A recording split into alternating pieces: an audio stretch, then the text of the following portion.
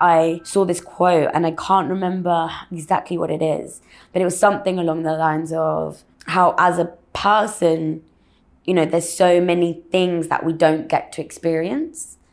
And I'm like, I want to experience so much more than a person is capable of.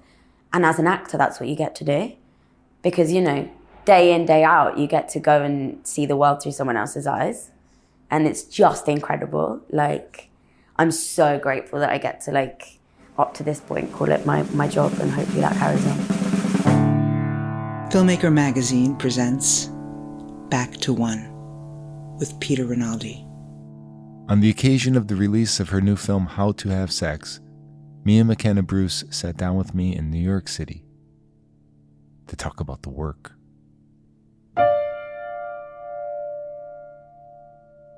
So my wife handed me a notebook and a pen and sent me to see her movie.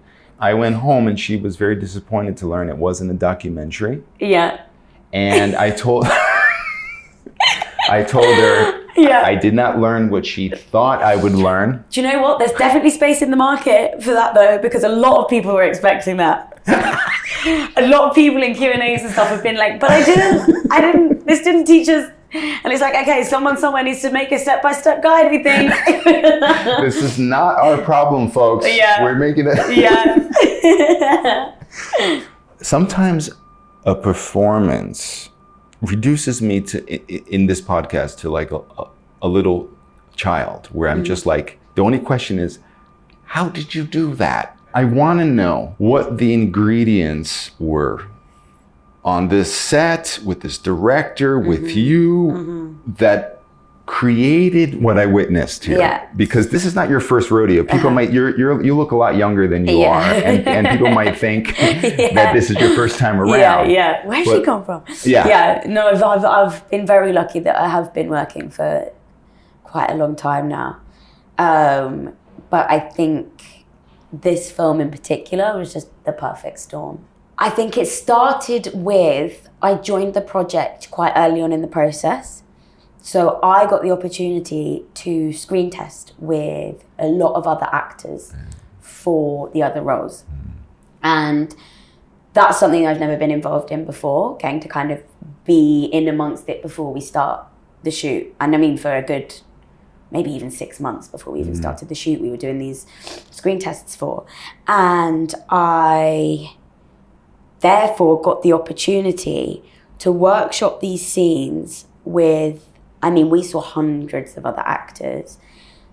I got to workshop these scenes with these amazing other actors and see how Tara would respond to the different energies she was being given, which you don't get a lot as an actor. You know, you turn up on set and you're doing your scene with your scene partner and you're working with what you've got then and there. But this was, I got to try it out in loads of different ways before we even got to set, before we even got to rehearsals. We were playing with this. And that's what it boils down to. Getting the chance to play was incredible. Time, we had time on this project, which I think is an absolute luxury in this industry. When we were actually on set, they'd say, we have more time with this scene. Let's do the whole scene with no dialogue in it. Whoa. Yeah, which That's I've amazing. never had that experience on set before where you've got more time. Right. That was a huge luxury because the pressure isn't on then, you know? Yeah. The pressure isn't on to get it right immediately. You're not afraid to get it wrong or to feel silly or anything like that. And I think as well, the deep care that Molly, our director and writer, had for every single person on the set, cast and crew, it was so important that everybody felt loved, supported, connections to each other. It meant for me, I'm prepared to be 100% vulnerable because I trust everybody in this workspace. And I don't know if I realized it quite so much at the time, but in reflection and looking back at the film, I do realize how open I was throughout the whole process. And I do think that's the way that Molly set up her set. That matters so much, doesn't it? In every kind of film, but particularly for a film like this, with these kind of scenes. Yeah, and a film that you know, we had a real responsibility to get this right. It's a film that we knew was... Tara's story is very prominent for a lot of people, but I don't think we were quite ready for how many people. We've been a hard push to kind of speak to anyone that hasn't experienced her story in some way, shape or form, or been one of the characters in this story that we see. So it was really important, and it was really, really close to everybody's heart that was working on it. It was really, we all really, really cared about what we were making. And I hope that's what people see. What's the difference between what you were building with Tara and what Molly had built in her mind? You know, like, I'm fascinated by that coming together of a director who has created a character and the person who inhabits that character. And when it's a performance like this, I'm sorry to keep blowing smoke, but this is alive. It's real. It feels like it's not created by a writer, and that's a huge compliment. Thank you. But I want to know that working relationship of those two molds, because they are two molds, and how she let you take that clay, you know? I think Molly was very, very trusting of me from the first time that we met, and I don't know how, but I felt that from her. So it gave me also this confidence to be like, I've got this, and I know Tara. When I first read the script, like, she resonated with me so much, for various reasons, but predominantly being desperately trying to live up to these expectations that people have of her. I am very lucky that I started acting at quite a young age, but it meant I took a lot of time out from school. So when I'd go back to school, I was competing to keep up with everyone else. And so therefore I was the yes person, I was the class clown, because I was like, I have to make up for this lack of time that I've had. I need to make friends, you know, that desperation. And I felt that from when I read Tara. So going into this, I felt like I knew her. I felt like, you know, she is a part of me. And Molly let me run with that. She really did. She gave me the space to do that. I mean, dialogue-wise, we stuck very closely to the script. But in terms of the energies that we brought, I'm quite a loud, energetic person anyway. So I think that was something that I really wanted to bring to Tara. And I remember at that age in particular being very, everything was the best thing or the worst thing at that age. You know, there was no gray area in terms of, like, it was one extreme to the other. So when we see the girls like run into the hotel room and it's like, this is the best room we've ever seen in our lives. Like, it was that energy all the way through. And I think Molly she said that from my first tape, she saw that I had this a bit, and it feels like I'm blowing smoke up my own ass, but this is in Molly's words. I was able to present in a way, but also have a lot else going on. And that's what she really needed in Tara. So it was about taking that and nurturing it and letting it kind of, see where it could go, I think. And to be honest, like, she just really let me fly with it and would give me direction-wise. We also really connect deeply on a level as humans, me and Molly, which is obviously always really, really helpful. But direction-wise, she'd kind of give me like a line or a phrase or something of where Tara's mind might be at in that moment that just triggered something in me to kind of know where we were, and that was like where this emotion was kind of stemming from, you know? If that makes any sense. Oh, yes. The first thing that has to be authentic for me as an audience member is the friendship aspect. Yes. Is the idea that these girls are really not actors that just met a couple of days ago or whatever, that they are, you know, have been with each other for their whole young lives. How did you guys build that? I mean, that credit really goes down to a wonderful casting director, Isabella O'Doffin. I mean, like I said, the casting process was really long. And it was just about finding, you know, sometimes you meet people and you just click and it feels like you've known each other for a really long time, and that's what it was for us. Myself and Lara, who plays Sky, we screen tested together quite early on, and I've never laughed so much, I think, in all my life. She is absolutely hilarious, and, you know, she's one of my really, really close friends now, and was my rock throughout the whole shoot, of like making sure I was checking out of Tara and checking into Mia, you know, at the end of a day. And I felt like I'd known this whole group for my whole life. I trusted them with like my life, and we did get, I know it doesn't sound that long, but we got 2 weeks of rehearsals. That is long. Which, I mean, compared to what you normally get, right? If you're lucky to get anything. And in those rehearsals, it wasn't necessarily about rehearsing the scenes. It was about talking to each other, getting that time to get to know each other, and get to know Molly as well. So by the time that we were on set, we already had these very tight bonds. That matters. And I think we all showed up with like reasons behind wanting to do this film, what it meant to us, and kind of discovering those reasons and having that respect for each other from the get-go really brought that chemistry together. Yes. Yeah. If that work wasn't done, I really believe that even if you guys are all talented, there'd be something that wasn't gelling, for right? Sure. Yeah, for sure. It was has so to do it. important that chemistry was organically there, I think. Yeah. And also while we were on set, because we had that chemistry with the crew as well, while we were on set, Molly would, each week we had different events, like where we could all get together, like we'd play football every week. I mean, I'd watch most of the time because I'm very accident prone and did not have time to get broken bones.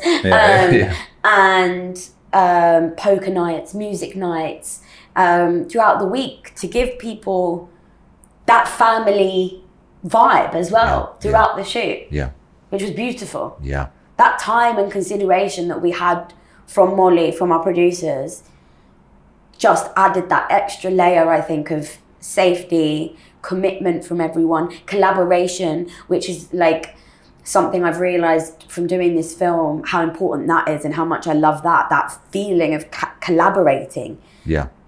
I think I've realized in doing this, that's why I want to do it. I love that. You know what's embarrassing about this? This is Molly's first film. I know. And here she's got this down, what she's you got need. It down to a T. She's got down what everybody. Yeah.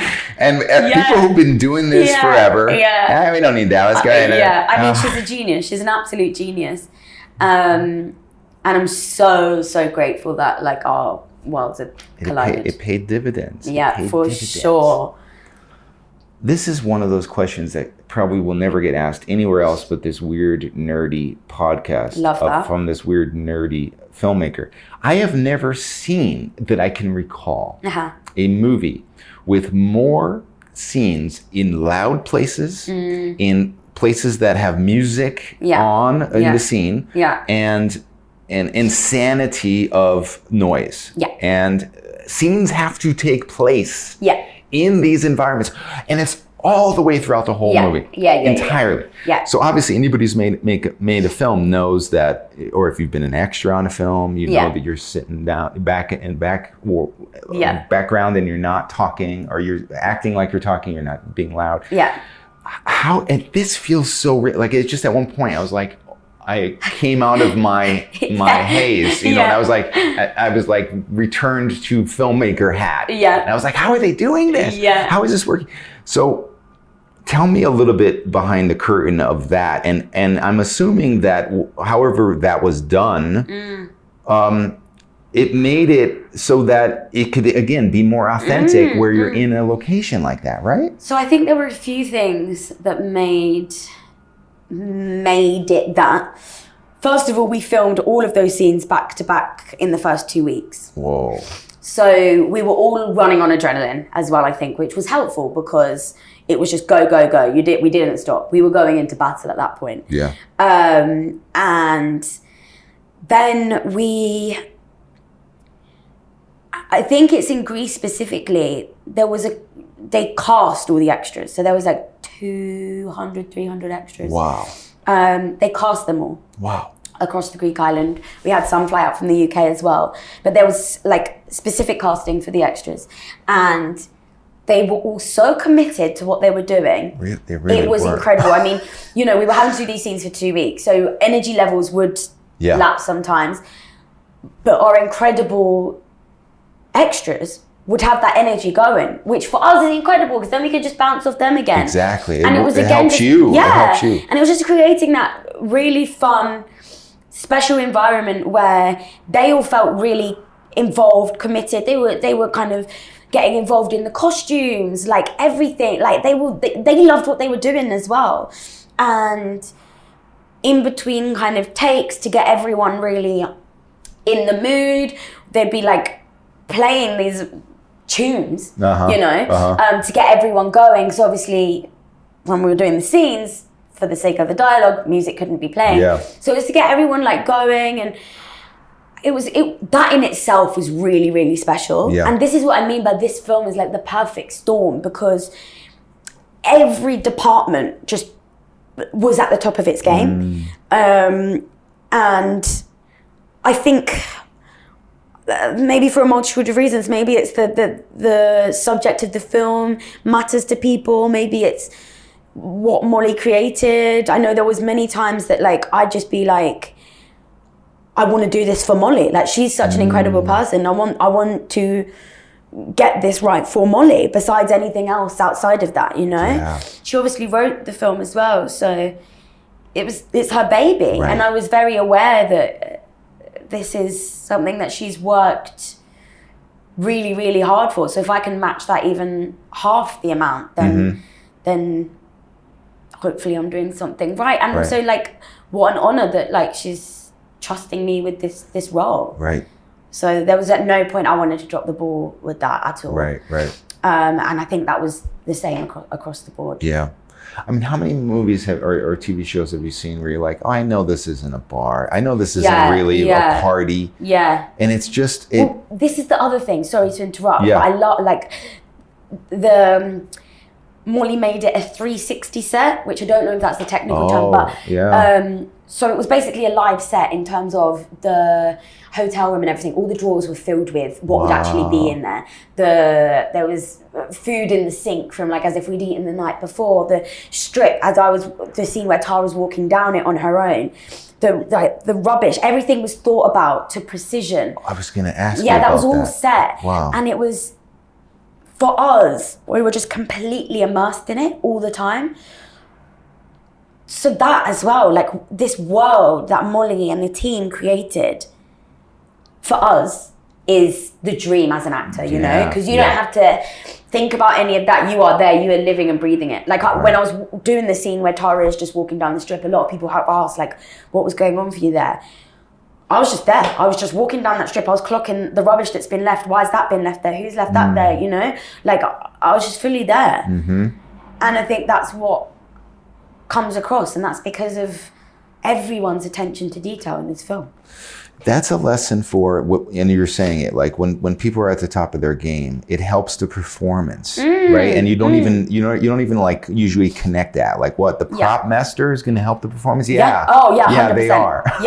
A big time. Every single person has such an incredible role to play because it all adds up. It all adds up, and it, you know, on screen we see a moment, but that's people's work for months. I mean, Molly's spoken about how she has a document of 600 pages of prep for this that she did before we went into shoot and then didn't pick it up again during the shoot because she'd worked obviously so hard on it before we'd gone into shoot that then it was instilled in her. And for me as an actor, that's what I like to do. Obviously everyone has their different ways of doing scenes, but I don't like to, once I'm in the shoot, I don't like to do any kind of work on the script once I'm in it. Right. I do the work beforehand, I do the timeline, because obviously you don't get to shoot chronologically most of the time.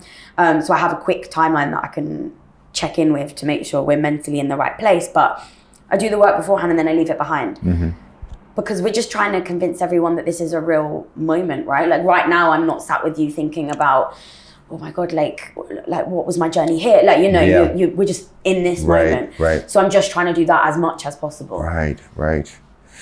It feels weird to call some of these scenes sex scenes because that implies a certain, I mean, we could call them that, but there implies a certain erotic nature that's not. And when we talk about them, we refer to them as the assault scenes. There we go. Assault, and I was going to say, it doesn't even feel right to call them intimacy scenes exactly. either. That's it. It's like, where do we put this? Yeah. But so those scenes, though, you know, usually somebody in a movie maybe is just kind of surviving that. It doesn't require the extensiveness of these scenes. Like, I'm talking about acting wise. I'm talking about things are conveyed in these scenes. There is a complexity to the scenes. It might even be beats in there. But I'm just curious, and you're already giving us, I think, an idea because of how much trust is here about how you approached that in there and how that was able to be performed with such precision. Well, you've hit the nail on the head. It was literally done in beats, and we worked with the intimacy coordinator from the rehearsals back in London before we got to Malia to choreograph these scenes to an absolute T.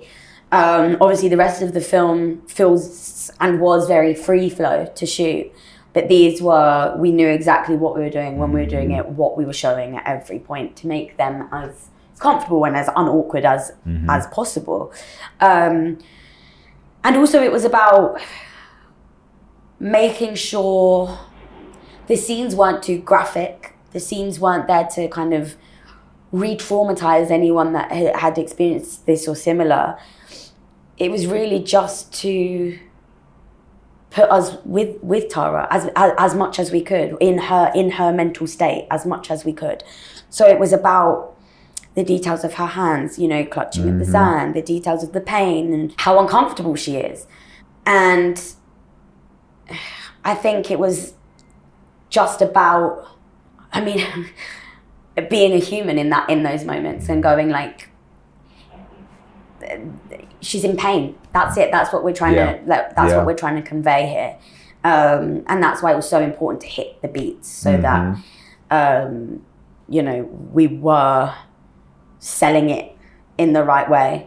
But and also it was hard to film, like particularly for Sam, who plays Paddy. You know, we discovered throughout the process and conversations that we've had with the guys, it's hard because it was a side of things that they haven't necessarily had to look at before. As awful as it is for a lot of the women on the set, this is something that we've all got our experiences with to some degree. So it wasn't new, but for the guys, it was something new in terms of having to look at it from this side. So they found it really, really, really tough. So it was also, these beats were so important so that we could make it feel for us as actors as mechanical as possible. They are calling this a star-making performance, and you know, you can see why. And I read in an interview that, like, you know, just a couple months ago, you were, you know, trying to hustle in some of these auditions, and these people are now trying to build things for you. That kind of thing is happening. It's crazy. It's insane. It's like, you know, it's the dream. It's the dream. It's happening and it's crazy. But I could not have asked for it to be on the back of a better project. Right. That's the thing that's amazing, right? Like sometimes this happens and it's kind of like for something that is not so artistic, right? And that's fine. Sure. And sometimes people are very good. But when this happens for something like this, I'm like, oh, maybe the world is changing. Maybe this industry is changing. Like, this is something that deserves this. It definitely feels positive steps. For sure. The fact that this film is being recognized when, you know, it was a low budget indie, and people want to watch it and they're talking about it. People want things to be better. Which is incredible. It's amazing. It's absolutely incredible. And you know, it's like we've had quite a few responses of a lot of males recognizing themselves in Paddy, openly saying that to us. And that is huge. That's like for huge. a person to watch a film and see themselves as the villain in the film, really, and admit that the fact that Molly's been able to do that in her movie is just groundbreaking. That's where change happens, It right? transcends a film. Yeah. That's what happens then. Yeah. That's more important. Yeah. I think that stems from a place as well of we really didn't want to shut anyone out. It was about not making Paddy a monster, not making Tara kind of this stereotypical victim that we see a lot, because then it's very easy to shut off from that and go, okay, I'm watching a movie, because these are extreme characters. Right. So it was about making them just as real, as human, as 3-dimensional, 4-dimensional as possible. Yeah. So that people can see themselves there. Yeah. Amazing. For sure. Amazing. I want to know, though, when you're sitting here now in New York and this movie's opening today, and you're just looking at the future, what do you want out of this endeavor? I'm not even saying career. Yeah. I'm saying you're an artist. Yeah. And what would make you happy as that artist? Just work. I just hope it means I can work forever. That's it. I love, I've got an incredible team that are brilliant at kind of making sure I don't kind of kill myself because I'm like saying yes to absolutely everything. I would do everything. I love. I know it sounds so cliche, but I just love being on a set. I love working. I love collaborating with people. And if this can give me the chance to keep doing that, that's the goal. And particularly with films like this, where you can tell stories that really matter to people and can be a force of change. Yes. If I can do more of that, because also we've done, like, since May we've been doing back-to-back press. Yeah. And people are like, oh yeah, like, are you getting tired of it? No, I'll talk about this movie forever. Yeah. Like I loved every minute of it. I'm loving every minute of it because it's so important and it matters to so many people. Yeah. So if I can just do more of that, I'll be a very, very, very happy person. I love it. I don't know why I love it. I saw this quote and I can't remember exactly what it is, but it was something along the lines of how, as a person, you know, there's so many things that we don't get to experience. And I'm like, I want to experience so much more than a person is capable of. And as an actor, that's what you get to do. Because, you know, day in, day out, you get to go and see the world through someone else's eyes. Yes. And it's just incredible. Like, I'm so grateful that I get to, like, up to this point, call it my job, and hopefully that carries on. I hope the same thing for the sake of all of us who, I'm speaking for the audience now, okay? I hope for that too. Thank you. Mia, thank McKenna, you so much. Bruce, thank you so much. Thank you. It's been great to chat to you.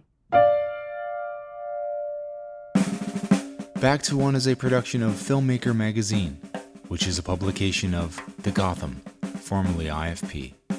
Listen to back episodes of this podcast at filmmakermagazine.com or wherever you get your podcasts.